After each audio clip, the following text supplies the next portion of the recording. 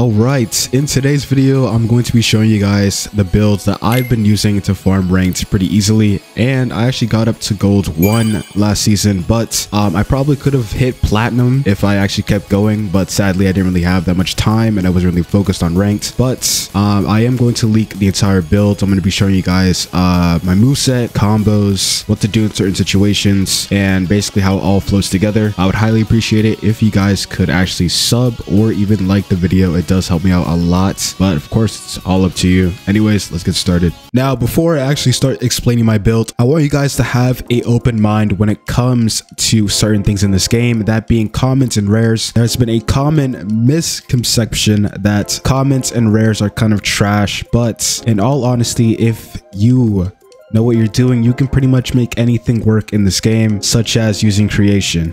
You see, once you start removing the labels of commons and legendaries, you start to see what elements actually work with your playstyle. That being said, even with creation, you can make any Shikai look broken. But of course, creation was never trash, it's just that people really just didn't know how to use it. And now I started to realize that I actually might go creation really soon, especially creation dagger, because dude, oh my god, there's so many good things about creation that I can't really just go fully into detail in this video, but just know I will eventually be going creation soon.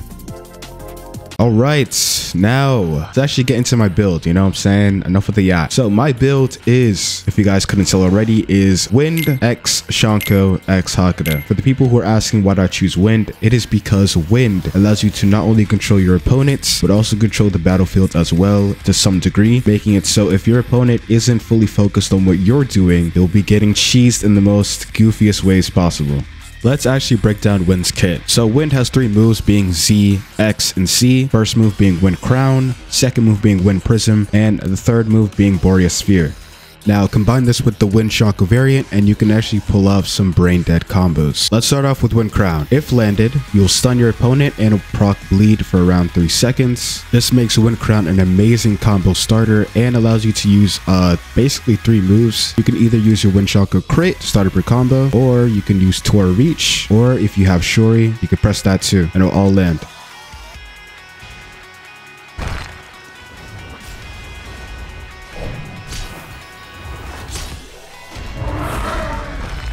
Up next, we have is Wind Prism. If landed, well, it is an auto track move. You can either send your opponent to you or send your opponent away from you. This makes it so you can start up your combo or even drag your opponent away from you just to play defensive. But usually what I like to do with Wind Prism is I actually like to throw myself a lob. So think as your opponent as the football and Shuri as your hands. This pretty much works every single time unless they have insanely good reaction time and actually know how to parry. But most of the time I do pull it off, and yeah, it's just a free combo starter.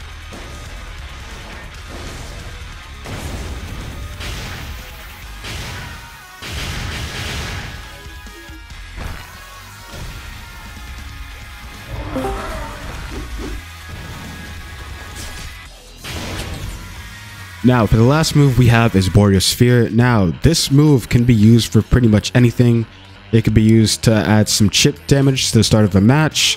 It could be used as a defense, but Boreas Sphere is really just use it for anything. Like, the startup time is almost damn near instant. Blast them away. You can also place it behind them and it'll blast opponent towards you, and you can use Tora Reach to pretty much start up a combo right there. And that's pretty much Wind's entire kit. Now let's actually move on to the moves I use with this build. Now the moves I use are the following: 1. Blooming Cut, 2. Tora Reach, 3. Negation, 4. Gehenna, 5 is Catching Dragon, 6 is Shuri, 7 is Absolute Defense, 8 is Pulse, 9 is Rising Shot, 0 is Shanko, Whirlwind Step is quotes, I believe. Oh no, that's minus. And equal sign can probably be your Sakaimon. My key binds are also the following: 1 is 1, 2 is 2, 3 is 3, 4 is 4, 5 is 5, 6 is T, 7 is Tab, 8 is Y, 9 is G, 0 is 0, and minus is H, C is back quote, G is mouse button 3, and then ZXC. Now with all these moves, basically every single one of them goes into each other.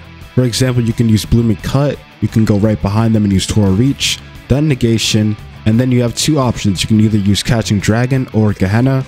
Now, sometimes they obviously going to block Catching Dragon, so I usually use Gehenna. And then once you're on the floor, I use Catching Dragon, press it twice, and then I go into Rising Shot. After I hit Rising Shot, I'll either crit or Whirlwind Step or even Pulse, and then one of these will be off cooldown.